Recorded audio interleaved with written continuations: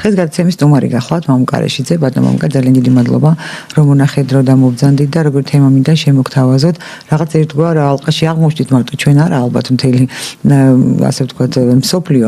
ეს არის ჩინეთის, რუსეთისა და ამერიკის შეერთებული შტატების ინტერესების გადაკვეთა. მე მაინც ყურადღებას გავამახვილებ ჩვენ რეგიონზე, კერძოდ უშუალოდ საქართველოზე, იმიტომ რომ ჩვენ ვხედავთ მიუხედავად იმისა, რომ რუსეთს შეუსუსტდა გავლენა სამხრეთ კავკასიაზე, ის მაინც რაღაცნაირად გამოიყენებ ეს ქართულ სიტყვას, მაინც გვებრიქება იმ მხრივ, რომ კიდევ ერთხელ ხაზგასმით დაუჭირა მხარი de facto აფხაზეთის ეგრეთ წოდებულ დამოუკიდებლობას, თითქოს ახლა ძალიან დიდი ის კონდეს აქ გავლენა და მას შეეძლოს პროცესების მართვა, თუმცა ესეც გასაგებია აფხაზეთი de facto აფხაზეთი და ცხინვალის რეგიონი მისთვის ძალიან მნიშვნელოვანი დასაყრდენია სამხრეთ კავკასიაში, შემდგომ თუ მას სურს გავლენის დაბრუნება, რა თქმა უნდა.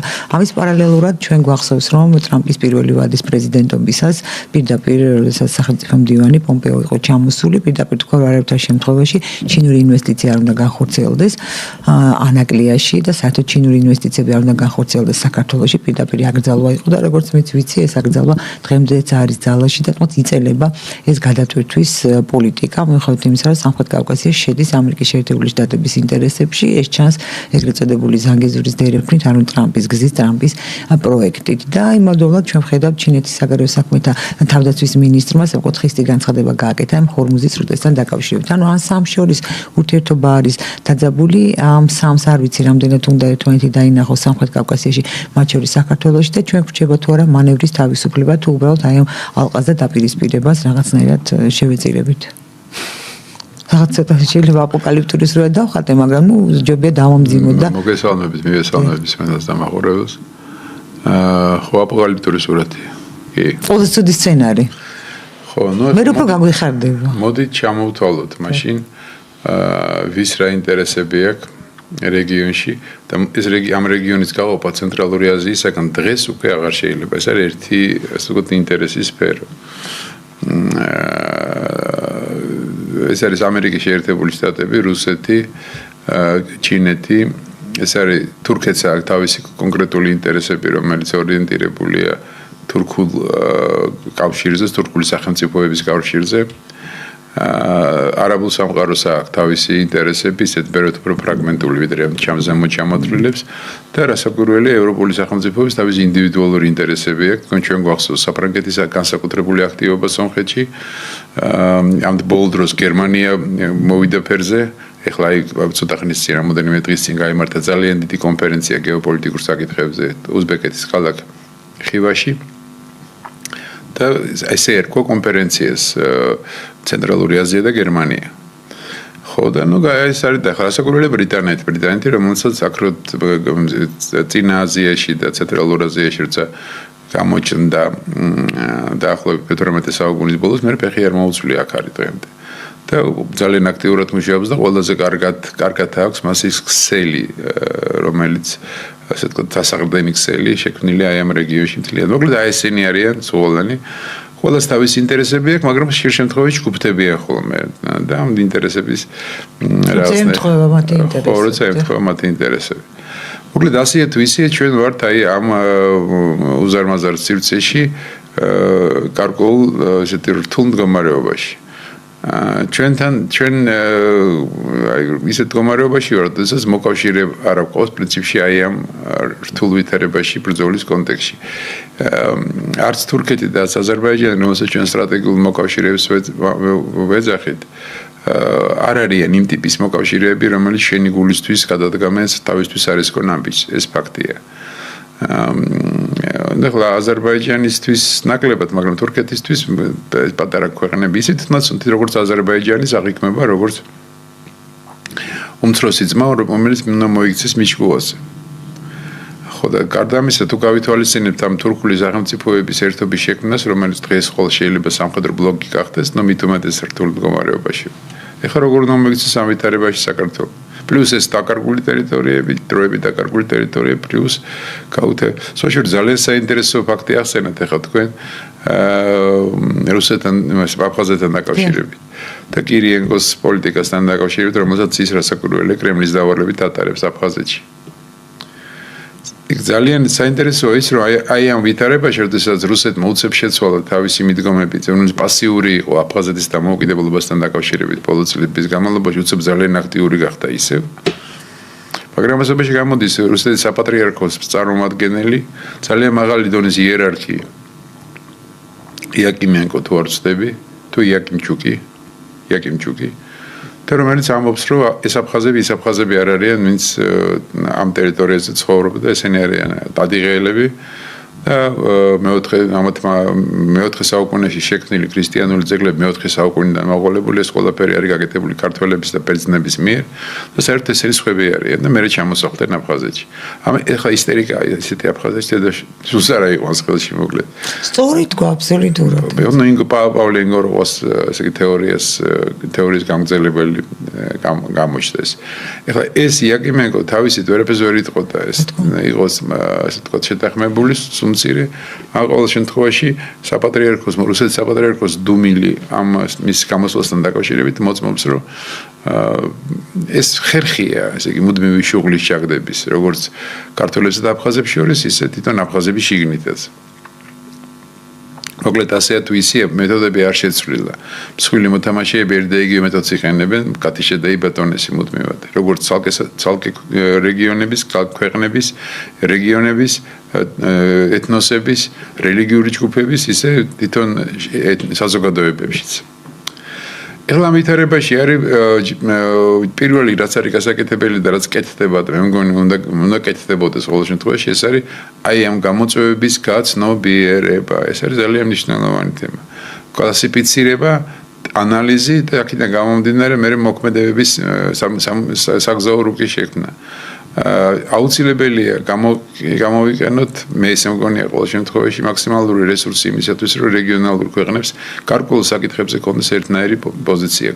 ეს გვინდა თუ არ გვინდა ეს არის აუცილებელი. სხვანაირად არ ისმის პატარა ქვეყნების ხმა. თუ არ იქნება რეგიონალური პოზიცია. გაგიკვირდებათ, მაგრამ ესე იგი რეგიონალური პოზიცია შეიძლება იყოს გავანებოთ პოლიტიკას და კულტურის საკითხში შეიძლება იყოს. აი დიდი გრანდიოზული კულტურული ღონისძიება, რომელიც რეგიონს მოიცავს, თქვა. ჩეხოს სულ ვამბობთ, რომ ჩვენ ვართ ცენტრი კავკასიის და რაღაც ჰაბი უნდა გავხდეთ და ჰაბი. და გავხდეთ ეს კულტურული ჰაბი თუ მაინდა-მაინც. ეს ყველაზე მარტივია ამ შემთხვევაში, მაგრამ კულტურული ჰაბით, კულტურული ნაბიჯებით პოლიტიკის კეთება არ არის ძალიან რთული და შორს არ არის ერთმანეთსა. ეხლა ვიღაცას გაეცინება რა დროს კულტურა არ არის, რა დროს კი არა კულტურა ყოველთვის მუშაობს ხოლმე.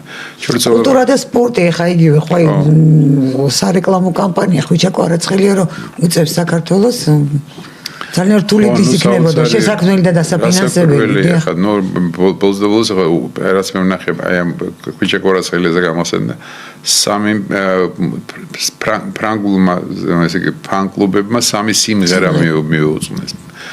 ერთ-ერთი არის ქართულ მოტივებზე დანარჩენი ორი და ესეთი. მაგრამ ამ შემთხვევაში რა არის, რომ მე მათაც უნდა მივაქციოთ ყურადღება, რამდენად პოპულარულია მაგალითად ჩრდილოეთ კავკასიაში, თქვათ, იგივე ხვიჩა კვარაცხელია და მე ჩემთვის იყო აბსოლუტურად მოულოდნელი პატრიარქის გარდაცვალების მერე რა ტიპის და რამდენი ზარი მივიღე. მე და ალბათ სხვა ქართველებმაც ჩრდილოეთ კავკასიიდან და სამხრეთ კავკასიიდანაც პატრიარქის ამ მოვლენასთან ამ სამწუხარო მოვლენასთან დაკავშირებით. ანუ ისინი ძალიან ყურადღებით აგვირდებიან იმას რაც ხდება საქართველოში და ძალიან მნიშვნელოვანია ის რომ გარკვეულწილად შემორჩენილია გენეტიკური მეხსიერების დონეზე რეაგირება იმ სათქივარზე რომელიც საქართველოში ჩნდება. და ეს არის რეაგირება იქიდან. ახლა ჩვენ უნდა გქონდეს აქედან რეაგირება. ну აი რა გითხრათ ახლა ყოველ შემთხვევაში ასეთი ტიპის ნაბიჯები გადასადგმელია, როცა მეკითხები და რა უნდა გავაკეთო და ერთ-ერთი ეს არის, რომ აი ეს რეგიონალური ერთიანი პოზიციონირება გარკვეულ საკითხებში. იქნება ეს ეკონომიკური, კულტურული, საგანმანათლებლო თუ სხვა. მეორე არის ძალიან მნიშვნელოვანი, რომ ინიციატივები უნდა იყოს, უნდა შევთავაზოთ რეგიონს, დანარჩენ მსოფლიოს, ისეთი ტიპის ინიციატივები, რომლებიც ხელს შეუწყობს არა კონფრონტაციას, არამედ სიტუაციის დალაგებას. მართალია, მსხვილი მოთამაშეებისთვის ეს მეორადია, მაგრამ შენი უნდა ცადო. როცა ინიციატივა გააქვს, მაშინ ხმა ისმის. როდესაც ინიციატივა არ გაქვს, მაშინ არავის არ ახსენდები და მე ახსენდები, როცა თვითონ დაჭირდებათ ხოლმე. ეხლა რაც შეეხება ანაკლიის სპორტს, მე ხშირად მithkom ზოგიერთ საკითხზე. მაგალითად იგივე ნატოს საკითხზე და ნუ გაუკვირდება ნურავის. ჯობია პროცესი ვიწრო გადაწყვეტილება. პროცესის რანგში ჯობია ყოფნა. ეხლა შევხედოთ ირან ამერიკის შეერთებული შტატების დამოკიდებულებას, ვიდრე ეს პოლიტიკური კონფრონტაცია იყო, მანამდე ირანი ვერ ბედავდა, გადაედგა ის ნაბეჯი, რომელსაც თქვა გამოსახლა ორმოზის სრუტესთან დაკავშირებით.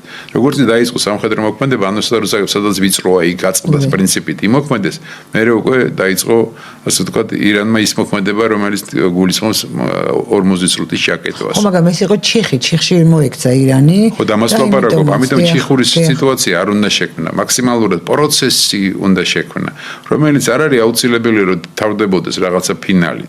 ძალიან კარგი თუ ფინალი დამთავრდა, გარკვეული შენთვის წარმატებული ფინალი, მაგრამ თავარი არის პროცესი.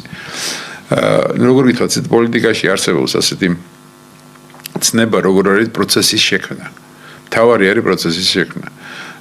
მე მგონი ახლა აქ ბევრი კითხვა გაუჩნდება ჩვენ მსვენელს და მაყურებელს და არ მინდა დავაბნიო ადამიანები უბრალოდ თქვა რომ ასეთი მაგალითების მოყვანა უამრავი შეიძლება, როდესაც საბოლოო გადაწყვეტილება წერტილს ნიშნავს და წერტილი მერე უკვე წერტილის მერე სულ ახალი წინადადება იწყება. ამიტომ ჯობია ძიმის რეჟიმში ვიმყოფებოდეთ, თუ გინდა ძახილის ნიშნის, შეიძლება კითხვის ნიშნისაც, მაგრამ არავითარ შემთხვევაში წერტილის მდგომარეობამდე არ უნდა მივიდეთ.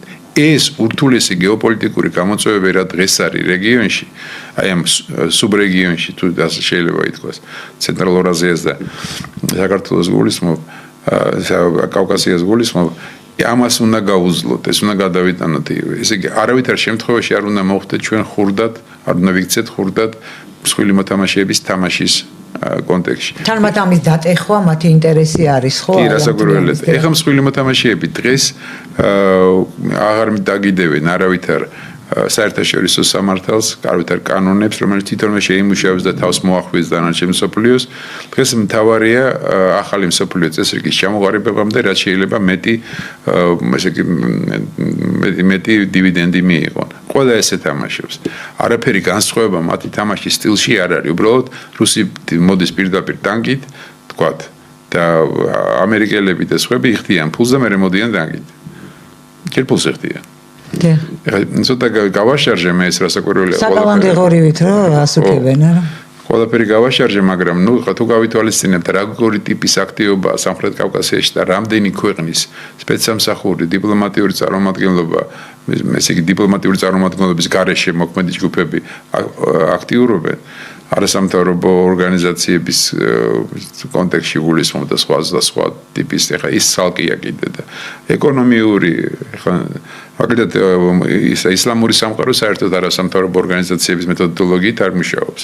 ის მუშაობს კულტურის ცენტრების, რელიგიური ცენტრების, ეკონომიკური ბერკეტების, როგორც ჩინეთი ეკონომიკური ბერკეტების მეშვეობით. ასე რომ სხვადასხვანაირი გრადაციაა უბრალოდ მეთოდოლოგიის, ყველაფერის გათვალისწინებული უნდა იყოს, დალაგებული უნდა იყოს მაგიდაზე და შესაბამისად დასკვნები უნდა გაკეთდეს და ინიციატივები ესაჭირო. და ბატონო მამუკა, აი როგორ უჩანს პირი, სადმე ეს მთლიან ერთ რეგიონად უკვე მოიაზრება გასაგებად თქვა ეს სამხრეთ კავკასია ვთქვათ და ცენტრალური აზია და რაც სხვათა შორის იქცევა ხოლმე ოპოზიციის მხრიდან გაშარჟების საგნად, რომ აი საქართველოს საგარეო უწყება თურმე რაღაც კონტაქტები აქვს და მიდიმოდის იმასთან შუა აზიის ქვეყნებში, რაც მე არ ვიცი ამას რატო აკეთებენ, ვერ ხვდებიან თუ განზრახ აუფასურებენ. მაგრამ რა კითხვა მინდა დავსვა, თქვა აი როგორი ეთყობა გავლენები აი საქართველოს, სომხეთი, აზერბაიჯანი და მთლიანობაში რო ავიღოთ ალბათ ცენტრალური აზია, იმიტომ რომ შორს წავალთ ხო ბევრი არიან იქ.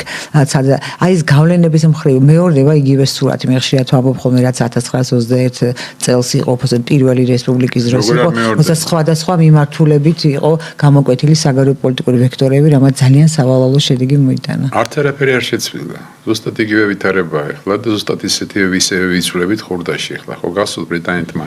კი. აი ცნობილი პოლკოვნიკი კერის თუ არ ვცდები თუ კარის მეშლება, რომელიც სამხედრო მისიის ხელმძღვანელი იყო საქართველოში. იმის წერილი თავის ხელმძღვანელობასთან ლონდონში. რატო ვატყუებთ ამ ხალხს? აი ამ წერილის პათოსი ეს იყო. რატო ვატყუებთ ჩვენ ხო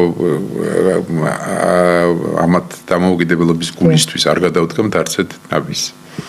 და პრინციპში ეს ასეც იყო და ეხლა თუ თარიღებს შევკადავხედავთ, ნახავთ რომ ესე იგი თებერვალში მოხდა ანექსია საბჭოთა რუსეთის მიერ საქართველოსი და სადღაც მარტის თვეში თუ არ ვცდები, უკვე დაიდო ხელშეკრულება რუსეთსა და ბრიტანეთს შორის სავაჭრო ურთიერთობებთან დაკავშირებით. ასე რომ იგივე სიტუაცია როგორც დღეს, თავისი ინტერესებიდან გამოდიან და შენ ინტერესები არავის არ აინტერესებს.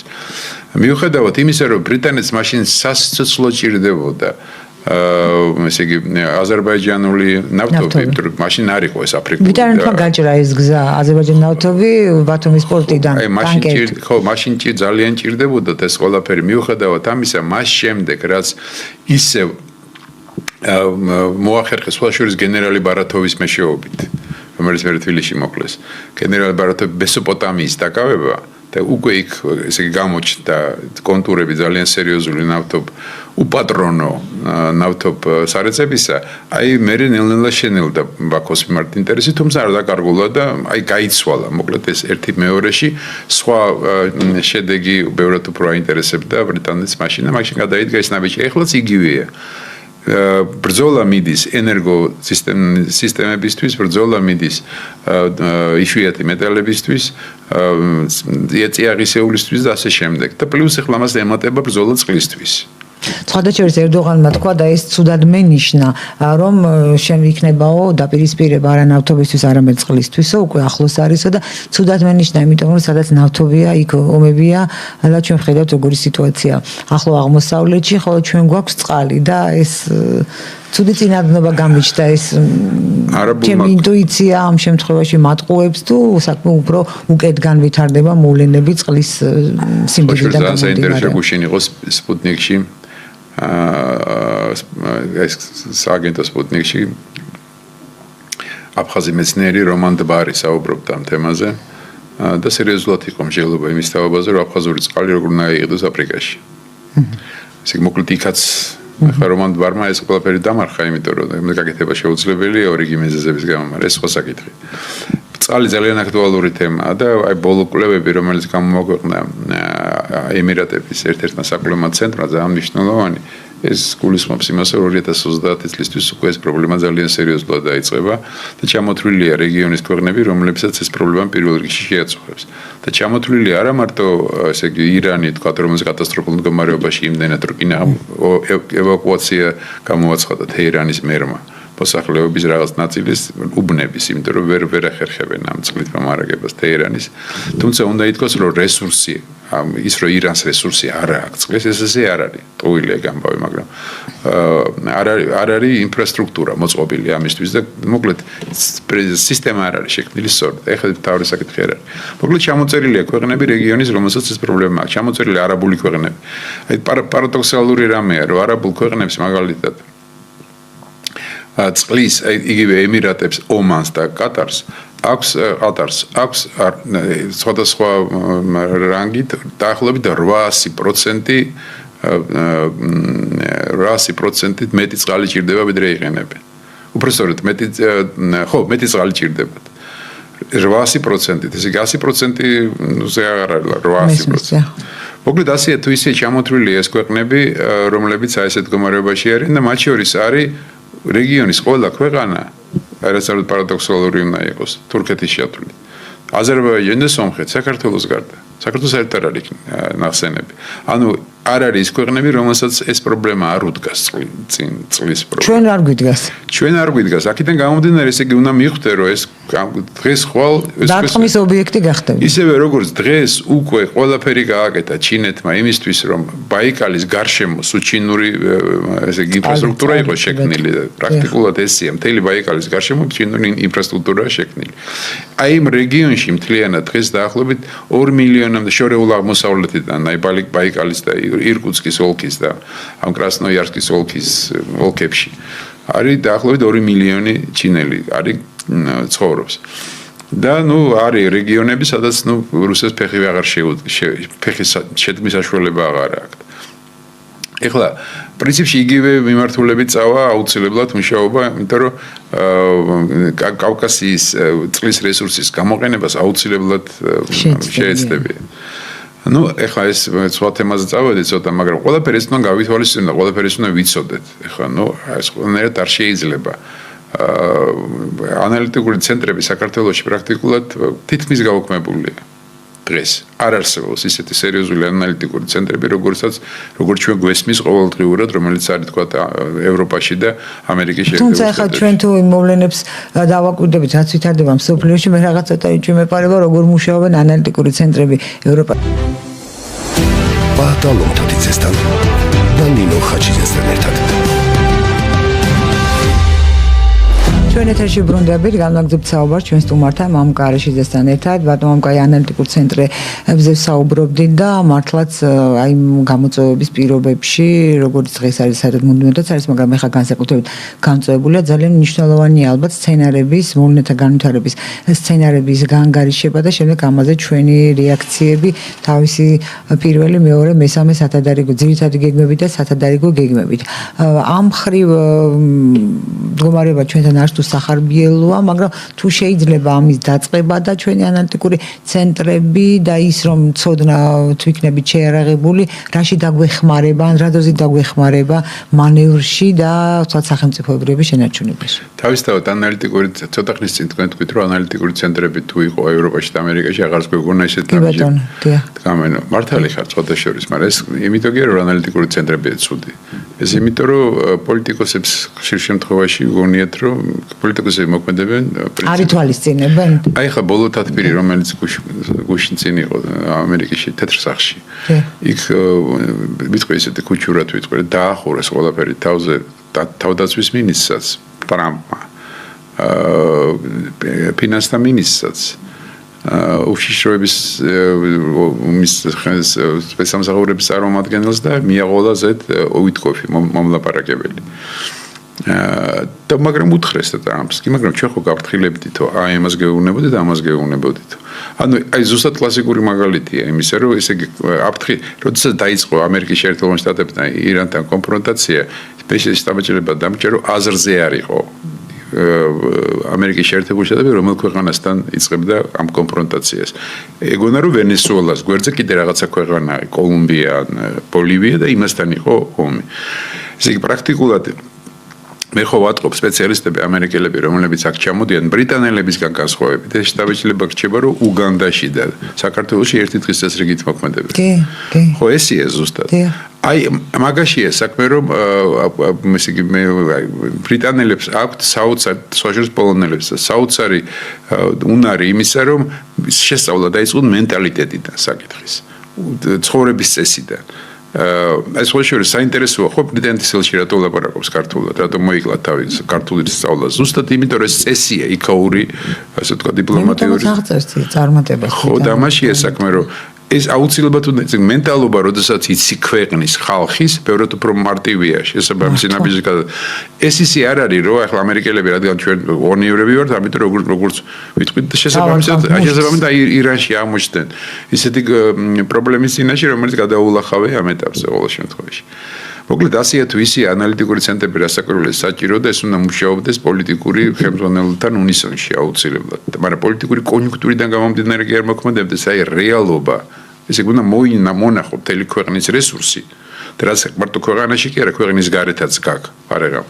მონახო ეს ყველაფერი შეაგროვა და შესაბამისად პოლიტიკური დღის წესრიგის შექმნაში ჩართო და მონაწილეობა მიაღებინეს აუცილებელია რა თქმა უნდა ამას ლაპარაკი. წლები დახარჯული იმისთვის რომ კავკასიაში გარკვეული ესე ვთქვათ ურთიერთობის რაღაც სისტემა შემექმნა ადამიანებთან და მე ვიცი რომ უამრავი ადამიანია ისეთი რომელიც საქართველოსთვის კეთილნაბიჯს გადადგამს. ამერე ხალხის რესურსს არ გამოყენება არავითარ შემთხვევაში არ შეიძლება.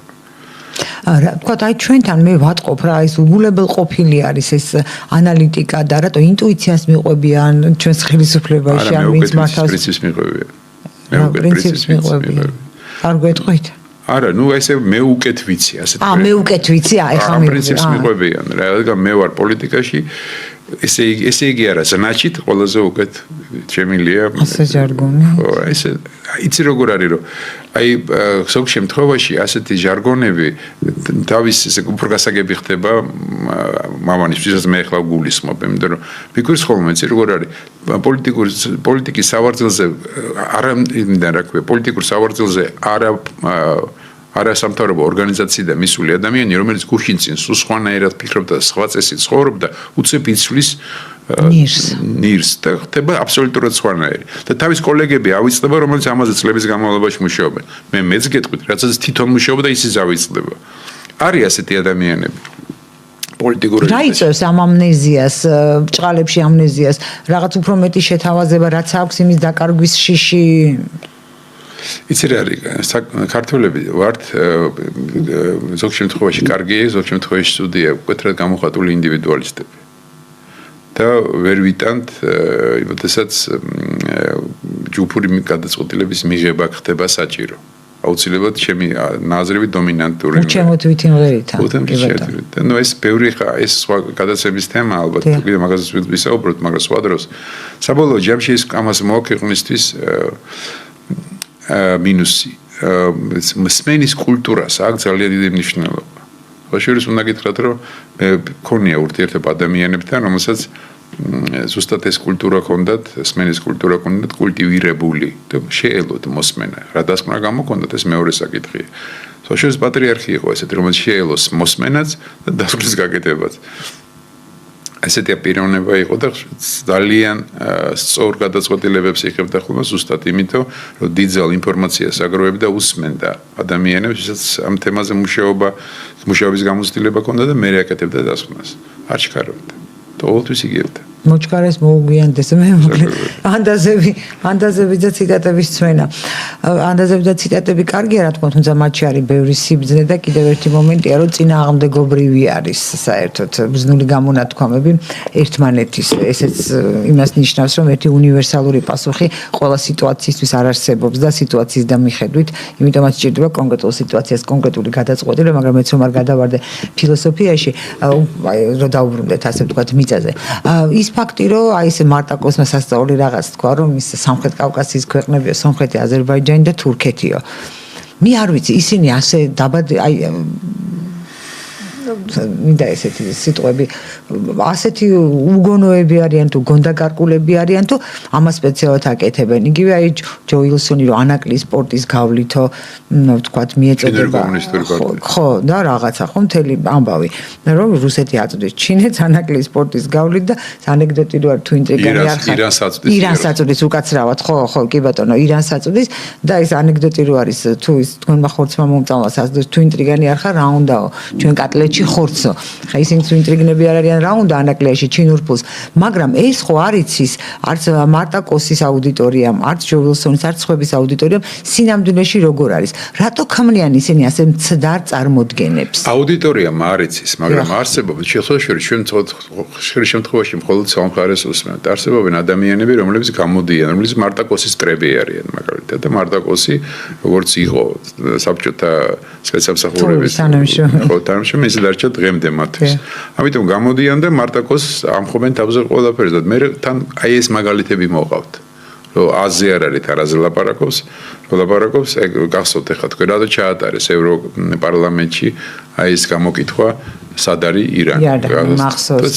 თავის მომჭრელი შედეგები. ასე რომ ასეთი პიროვნებები არიან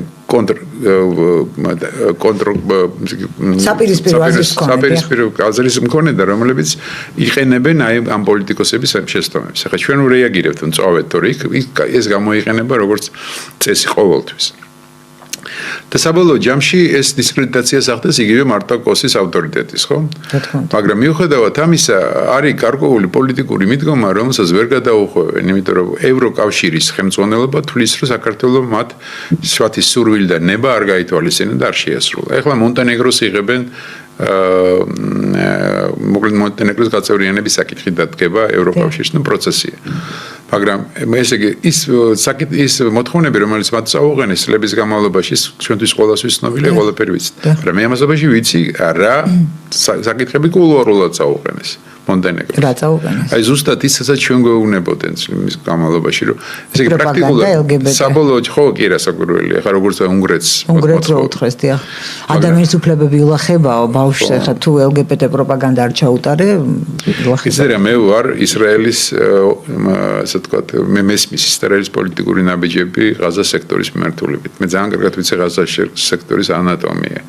და გულისხმობ იმას, რომ ღაზა სექტორი ისრაელის მიმდებარე ტერიტორიაზე არის ერთი და ღაზა სექტორი მწვანე კი არა წითელ ზღვასთან არის აბსოლუტურად მეორე. ეს არის უმდიდრესი ვილებით მოფენილი ზღვის სანაპირო და უზარმაზარი ფული გაკეთებული ამ ღაზა სექტორის უბედური ადამიანების უბედურებაზე. ვაცავე ხელმძღვანელებს და გადასარევად ცხოვრობენ იქ. მე ამით რა მინდა ვთქვა. მაგრამ მიუხედავად ამისა ის რაც ხდება ღაზაში და უამრავი ახალგაზრდა, უამრავი ბავშვი იღუპება და უამრავი ადამიანი რო იღუპება, ამის თაობაზე ვატყობთ, არა პოლიტიკური კონიუნქტურა მართავს სოფლიო პოლიტიკას. და ამის თაობაზე დუმან. იქ საქართველოში რაღაცა ხდება ამის თაობაზე 10 მაგს ლაპარაკთან, ტყუილებს ლაპარაკობენ ზოგ შემთხვევაში. ახლა მაგალითად აი რაც უილსონმა თქვა. ეს ერთი შეხედვით იმ წუთში მუშაობს, იმიტომ რომ ვიდრე გადაამოწმებენ, როგორც აიგებენ ახლა ანაკლი სპორტი არ არსებობს და რავი ირანი და იარაღის მწოდებელია ვინმე. არა, ნუ ეს ლონდონიდან ბომბეიმდე გვირობის გათხრის ამბავია. ხო, რა ვიცი, ხა, ნუ ანაკლის სპორტში მე გასაგებად ჩვენს მაყურებელსაც მინდა იცოდეს, ანაკლის სპორტში მიმდინარეობს მშენებლობა, რომელსაც აწარმოებს ბელგიური ფირმა და ეს მშენებლობა არის, ავის 100% იმისა, რაც არის ასაშენებელი, რაღაცას ცოტას წვალობენ ჩინური კომპანიასთან მოლაპარაკებები დამთავრებული არა და ვერ შედგება ალბათ იმ ფორმით, რომელიც ნიშნავს იმას, რომ ეს ამუშავდეს მთლიანად, იმიტომ რომ ჩინური კომპანიას დაახლოებით ისეთი არასწორ მოთხოვნებს აყენებს, როგორც აყენებდა წინა შემთხვევაში სხვა კომპანია, რომელიც აი ხაზარაძის ამბავთან იყო დაკავშირებული.